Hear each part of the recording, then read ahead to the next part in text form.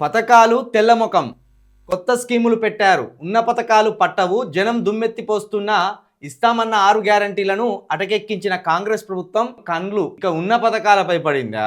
సంక్షేమ పథకాల లబ్ధిదారులకు, అన్ని రకాల పెన్షన్దారులకు ఇకపై ఫేషియల్ రికగ్నిషన్ను అమలు చేసేందుకు సిద్ధమైంది.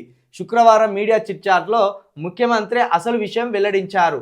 అదే జరిగితే రాష్ట్రంలోని 42.85 లక్షల మంది పెన్షన్దారులపై దాని ప్రభావం పడనుంది. పథకాల లబ్ధిదారులైతే ఆ సంఖ్య కోట్లలో ఉండనుంది. ఇప్పటికే 6 గ్యారంటీల ఎగవేత, ఇక ఉన్న వాటికి కోత. పెన్షన్లు స్కీమ్లకు ఫేషియల్ రికగ్నిషన్ సర్కార్ యోచన. ఇక అన్ని స్థాయిల ఉద్యోగులకు ఎఫ్ఆర్ఎస్ అమలు. విలేకరులతో చిట్ చాట్లో ముఖ్యమంత్రి రేవంత్ రెడ్డి వెల్లడి. రాష్ట్రంలోని 42.85 లక్షల మంది పింఛన్దారులపై ఎఫెక్టు. లబ్ధిదారుల సంఖ్య తగ్గించేందుకే ఎఫ్ఆర్ఎస్ ముసుగు. 2.5 లక్షల మంది మెడపై కత్తి.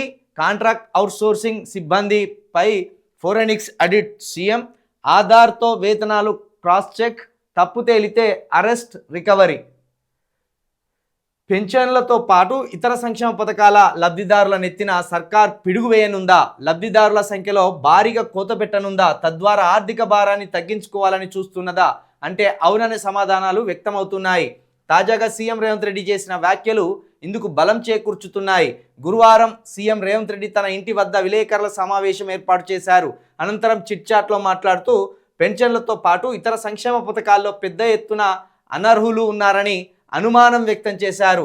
ఈ నేపథ్యంలో సంక్షేమ పథకాల అమలుకు కీలక నిర్ణయం తీసుకున్నట్టు వెల్లడించాడు. పింఛన్లతో పాటు ఇతర సంక్షేమ పథకాల అమలుకు ఇకపై ఫేస్ రికగ్నిషన్, లబ్ధిదారుల ముఖ గుర్తింపు. నేను ఇది 10 రోజుల కింద చెప్పిన ముచ్చట.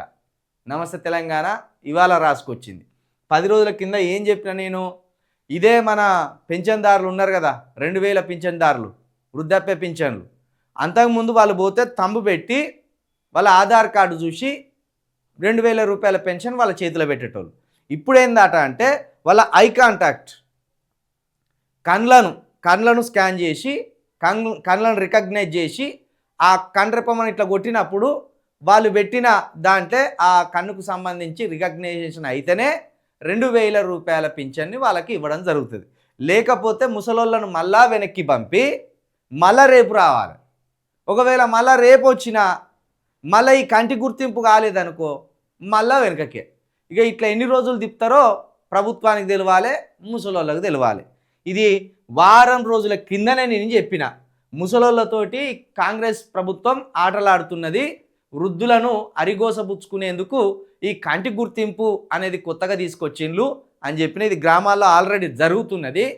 దగ్గర ఇది 2-3 నెలల నుండే ఈ పని పెట్టిండ్లు. ఎందుకంటే సరే నువ్వు ఫేక్ లబ్ధిదారులను ఖచ్చితంగా వాళ్ళని గుర్తించాలి, ఆ ఫేక్ లబ్ధిదారులను ఈ పథకాల నుండి తీసేయాలి. దాంట్లో ఇబ్బంది ఏం లేదు. కాకపోతే ఫేక్ లబ్ధిదారులను గుర్తించడానికి నీకు పెద్ద కష్టమేమున్నది? చచ్చిపోయినోడెవడో బతికినోడెవడో ఆ గ్రామ కార్యదర్శిని అడిగితే తెలియదా? గ్రామ సర్పంచ్ని అడిగితే తెలియదా? చిటికలు అలా పట్టుకోవచ్చు. దానికోసం ఈ ముసలోళ్ళను అరిగోస పెట్టడం ఎందుకు? ఇది తప్పు కదా. ఇది వాళ్ళను ఇబ్బంది పెట్టే ప్రయత్నం కదా. ఈ వయసు ఉన్నోళ్ళకు ఈ